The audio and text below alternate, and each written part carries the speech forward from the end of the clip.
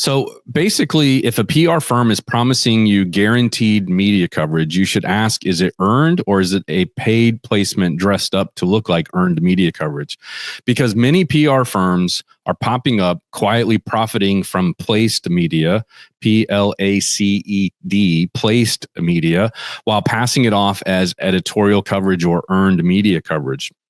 Welcome to On Top of PR with Jason Mudd. Hello and welcome to On Top of PR. I'm your host, Jason Mudd with Axia Public Relations. Today, we're talking about the dirty truth about guaranteed media coverage. In this episode, we're going to expose why some PR firms mislead clients with, quote, guaranteed media coverage. We're going to clarify the difference between earned media and placed media. We're going to educate you on how to protect yourself from wasting time and money on deceptive PR models. So basically, if a PR firm is promising you guaranteed media coverage, you should ask, is it earned or is it a paid placement dressed up to look like earned media coverage? Because many PR firms are popping up quietly profiting from placed media, PLACED, placed media, while passing it off as editorial coverage or earned media coverage. I'm seeing this with a lot of startup PR firms. Some of them are people who worked in tech previously and got frustrated with hiring PR firms who weren't delivering results for them. And now they've thought of, how do I get into this PR firm game? I'm sure they figured out very quickly that it's not easy. And the way they went to solve it is just getting media coverage. Perhaps the idea was to understand that getting media coverage, being able to show it to potential investors goes a long way. But let's jump in and talk about this, because I think this is an important issue. On a regular basis, we're hearing from a company who has hired another company, to another quote unquote PR firm, to help them with this. And come to find out they didn't have a very good experience, and they come back to us telling us later they made a big mistake and trying to see if they can still afford to hire us. Unfortunately, they spent a lot of their budget or investment with this other PR firm and are very disappointed in the results. In fact, some of them think they are worse off after that experience. What is guaranteed media coverage, and what does it really mean? So first of all, placed media means basically sponsored, paid advertorial content, not true, genuine, authentic, organic, earned media coverage. It means that you have a relationship with a news outlet where the PR firm has a relationship with a news outlet or some other kind of content syndication service where they're basically just going to post the content you send them and make it look like it's a news article. Now, this is different than posting to a newswire service that posts and distributes press releases through content agreements and RSS feeds. However, it is somewhat similar. The idea is that instead of posting the same press release or news release on multiple websites because you paid for that syndication, instead what these companies are doing is they're doing a one-off article to one or more outlets and calling it earned media, when really it's just something they placed or placed media. Now, often it is a submitted article, as I said earlier, not written by a real journalist at the outlet, it's a submitted article that's also meeting the basic submission standards for this type of feature or this type of sponsored placement. The sponsored or placed media is often found on low traffic websites that we've never heard of, or they're emulating or using a knockoff brand name of an actual trusted website. And so, it might sound like it's a great opportunity or a great outlet, but really it's not the genuine outlet that you thought it was, because they've replaced a name or two. So maybe instead of New York Times, it might be something like New York Weekly, but it has a very similar logo that creates confusion among the buyer of the PR firm services and or their audience, which actually raises an additional ethical issue beyond what we're talking about today. These articles for placed media are often hidden from the main page and primary site navigation of a credible website. In other words, if you're browsing the website organically and naturally like a website visitor would, you're not going to find the articles. They're not going to be on the main page. They're not going to be under the business section or the technology section or whatever. You can click and scroll within the primary navigation and sub navigation and probably still never find your article actually live. Instead, you have to go to a direct URL or you have to find a section where they place this specific sponsored content. Now, it will often rank in Google. So if somebody's doing a Google search about your company, they'll find the article. But you have to keep in mind, how often is somebody A, searching for your company name, and B, going to click on this article? That's the majority of the universe of people who are actually going to see this article. In addition, these articles are often marked and labeled as branded content, sponsored post, partner post, or some other kind of content with a disclaimer also at the top or bottom that says, this news outlet was not affiliated with this news story. It was submitted by a third party or provided through a content agreement or other relationship. And that is ethical for them to do that. And that's why you see that the news outlet is saying this. Sometimes these stories are also appearing on a subdomain of a known media brand, or as I said earlier, within a deeper directory, but doesn't live among the website's primary channels or directory or sections. There's often little to no editorial vetting, meaning that it's not really reviewed closely by anybody within the organization. No journalist is involved, and there's very little credibility as well. For any party involved. So what you want to do is watch out for the bait and switch tactic. You're not being pitched to journalists. You're being pitched to a payment processor, or you're being pitched to an existing agreement to run whatever news content you send our way, either paid by the article or paid through some sort of content package, or even a monthly retainer where the PR firm has a relationship with an outlet or a holding company of outlets that simply let them submit their articles on a regular basis. All right, why firms sell this and why clients fall for it. Agencies use it to win or trick unsophisticated buyers of PR firm services or unsophisticated clients by offering deals with unrealistic promises or that set false expectations. And so you're thinking, great, I found a PR firm that guarantees media coverage. We're going to be in these major publications because they have these logos on their website. But what you don't realize is those logos are often the exception and not the norm.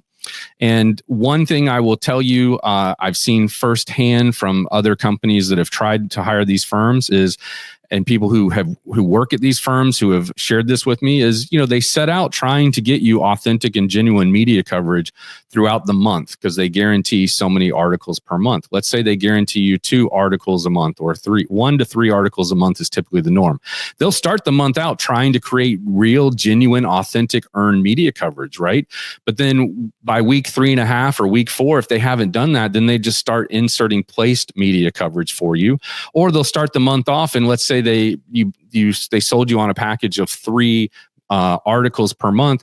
They'll go ahead and by the 5th of the month place one of the placed articles or placed media so they can check a box and say, okay, we got you 1. By mid-month, they place the second article through placed media or sponsored posts. They check a box.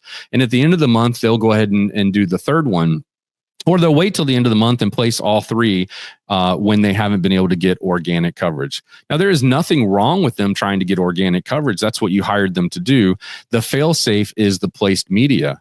And so, by the way, any PR firm who's interested could actually do this for you, including our firm, if that's what you wanted.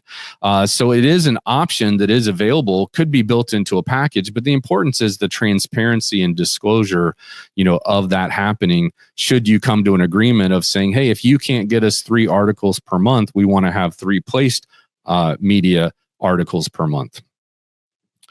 And so I think it's important to kind of specify that to you. So what happens is clients are often naive, under pressure to demonstrate PR results, or just misinformed or misled by the PR firm. Marketers like the idea of predictable outputs and monthly metrics. Sure, they do, right? But they don't ask where the placements really come from and where they'll really appear. What happens is these unsophisticated PR firms or deceptive PR firms are marking up these posts for profit, telling clients they're earned coverage, but the truth is they're just placed, sponsored, paid, or advertorial, which is basically advertising. So clients return after getting burnt, right? They come back to us and say, man, we made a mistake. We fell for this company. You warned us, or whatever it might be. Then they're frustrated, disillusioned, and have little to nothing to show for their investment. Oftentimes, most of their primary investment dollars are gone, and they wasted several months in the process. So the moral of this story is, if it sounds too good to be true, it probably is. Now I want to talk about the cost of believing the hype, right? So what could go wrong if you decide to go ahead and go with one of these placed media PR firms that guarantee media coverage, right? So first of all, you've wasted your money on placements that generate little to no traffic, no leads, no engagement, right? There's internal confusion over metrics that don't really map to real outcomes. It devalues and degrades the value or perception of PR and earned media coverage within your organization. You could potentially lose trust with real journalists who start to see these articles out there and wonder, why you participate in this type of coverage, and is it, are you a company that's credible and worth working with? Also, damage credibility when readers see the sponsored content disclaimers. Damage credibility for you as the buyer of these PR firm services with your leadership team and investors and board members when they start to realize they've been spoofed. And then also some sites may appear as spam or low domain authority websites that are backlinking to your website, which can cause harm for your search engine optimization efforts. Look, most companies come to us after hiring these firms and they say, we got 1 or 2 articles a month, but they didn't drive traffic. They weren't the right message. They weren't reaching the right audience, and they did not position our company credible. And so that's, basically a wasted effort. You've wasted your time, your money, and your reputation. Why real media coverage can't be guaranteed? That's what I want to talk about now. First of all, journalists don't take bribes. There's a PR firm in my hometown who got in a lot of trouble because they were basically paying journalists to cover, or offering to pay journalists to cover their clients. That's not earned media. Instead, journalists respond to what's called news value, and we'll put a link to that in the episode notes so you can check that out.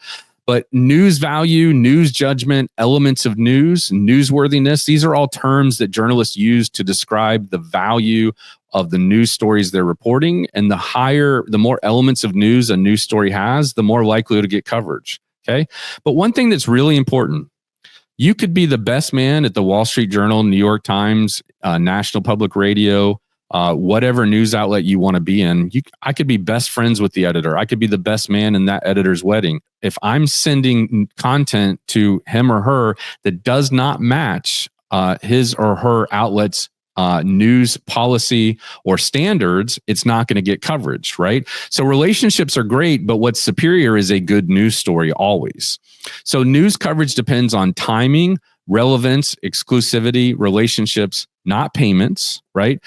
Media coverage depends on who's being impacted and where they're being impacted. So a local news outlet is less likely to cover a national news story unless it has local impact. A national news outlet is less likely to cover a local story in another market unless it has local impact or national impact to their audience. The same thing is true with business and trade media outlets, right? So the plumbing industry trade media is probably not going to cover a family entertainment service or restaurant media industry news, right? It just doesn't fit their audience. And if they were to cover it, it would abandon their audience, and it would degrade the value of trust with that audience. Therefore, less traffic to their website, less people subscribing to their content. And with less traffic and less subscribers, they get less advertisers or less revenue from their advertisers. So unless you're a big household name brand like Nike, Tesla, Disney, Coca-Cola, etc. There are no beat writers or beat reporters waiting on your company announcement or your company news. If you're not a brand that people have heard of before, there's no one sitting around waiting for you to announce something. You've got to go earn it. And that's because household brand names are typically billion-dollar, publicly traded global corporations that employ thousands upon thousands of people and generate billions of dollars. Therefore, their announcements are frequently major announcements or major news that have some sort of impact on the average consumer, especially in the communities and industries where they're doing business, as well as in the stock market itself. And so therefore, people are more interested in their news, which is why major news outlets or even smaller news outlets have assigned a beat writer specific to their company to cover that major brand names news. So unless you're one of these big companies, you can't anticipate nor guarantee genuine media coverage, especially among top tier or tier one consumer, business, and industry trade media. That's because earned media is competitive and it must be earned, period. That's it. Earned media is competitive and it must be earned. And just stepping back here for just a second, I just want to point out that, even these big companies don't always control the amount of media coverage that they get.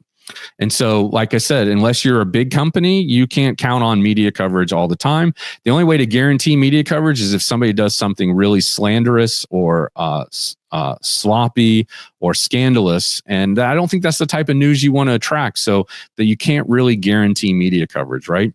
I will share that one cautionary tale of a PR firm, or I'm sorry, a company who decided to hire a former journalist at a top tier media outlet, a former editor, because they thought, hey, it would just make sense. Let's hire this former editor, right?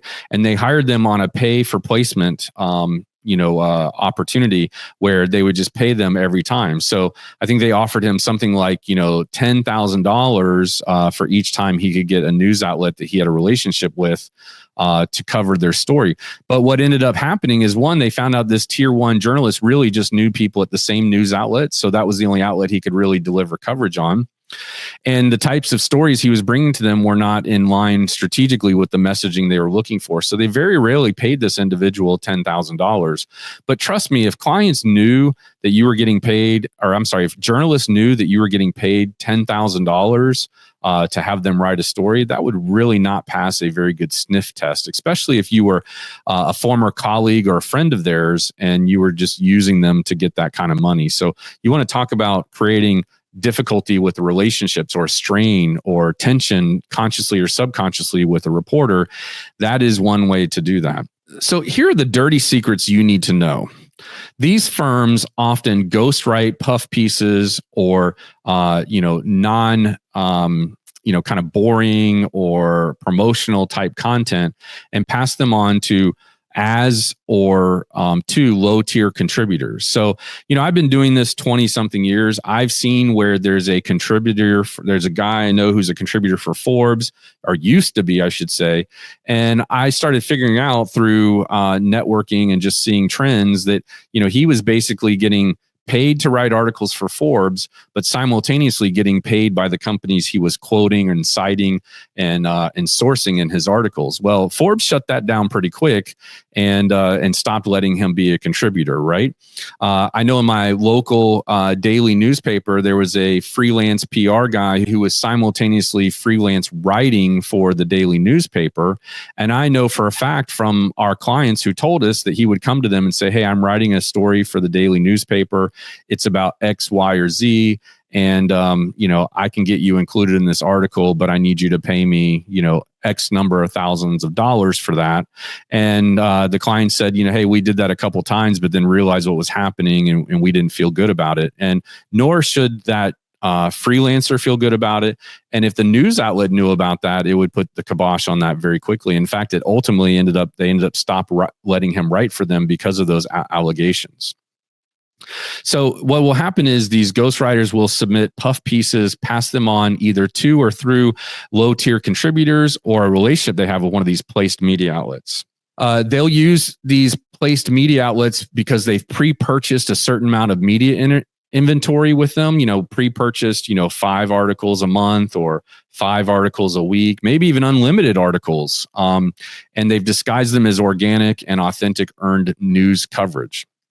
They'll add vanity metrics and make fake news outlets look like real news outlets.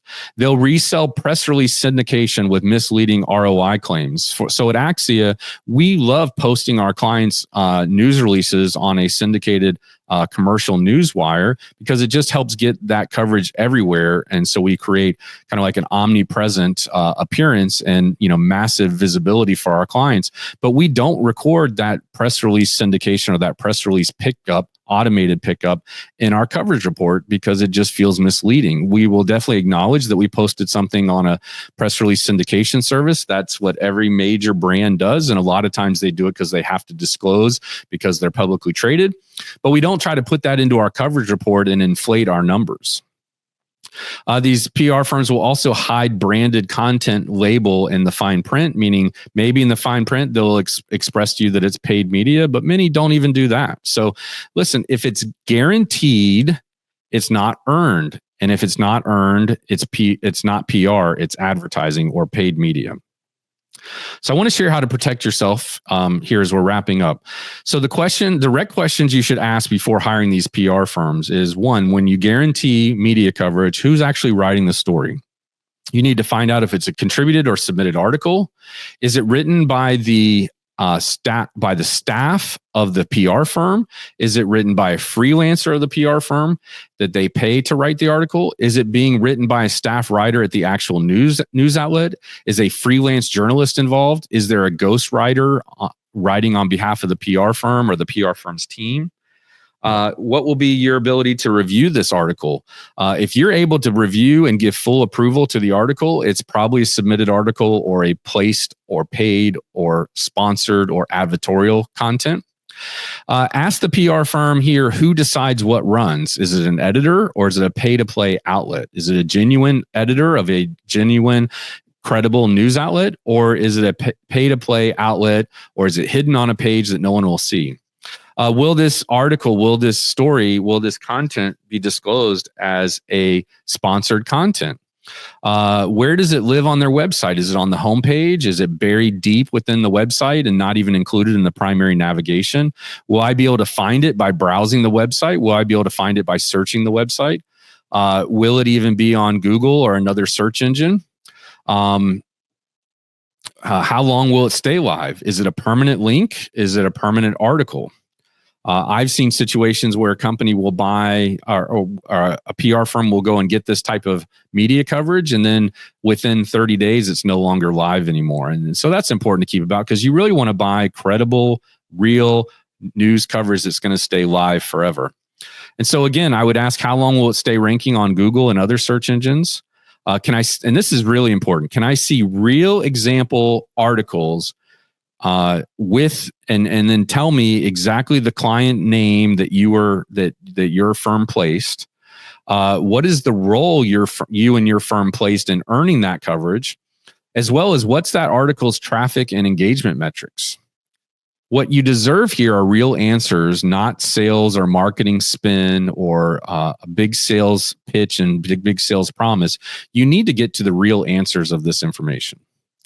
All right, so as we're wrapping up here, here's my closing message to you. Earned media is hard. Earned media is hard to win. It's called earned for a reason because you've got to work for it. You've got to earn it. You've got to compete for it. And that's exactly why earned media is so valuable in the marketplace. If you're serious about visibility, trust, credibility, skip the gimmicks, invest in a PR firm partner who tells the truth and plays the long game. Okay. Somebody who's in it to help your brand long term, because the short term victories aren't going to last forever. And eventually you're going to realize that this wasn't the right investment for you. What I want you to do is I want you to go to axiapr.com/resources. There we've got webinars, ebooks, guides, and other content, including our blog, this podcast, and other content that that'll be very helpful for you in this process. We're going to put some links to all this in our episode notes as well.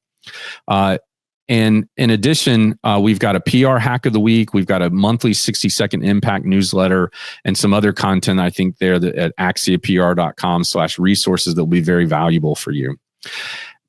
All that said, thank you for the opportunity to help you today. Thank you for the opportunity to share with you my experience and insights when I talk to dozens of companies every week about how they're doing PR, including our current clients, prospective clients, and as clients, companies that want to aspire to work with us one day.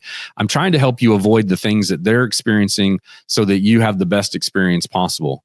If you found this content or this episode helpful, would you do me a favor and be sure to refer a friend or share this with a friend who you think would benefit from this episode? We really appreciate your loyalty and your faithfulness to helping us keep you on top of PR. With that, this is Jason Mudd from Axia Public Relations signing off. I hope something great happens to you today. Thanks for listening. This has been On Top of PR with Jason Mudd, presented by ReviewMaxer. Be sure to subscribe so you don't miss an episode, and check out past shows at ontopofpr.com.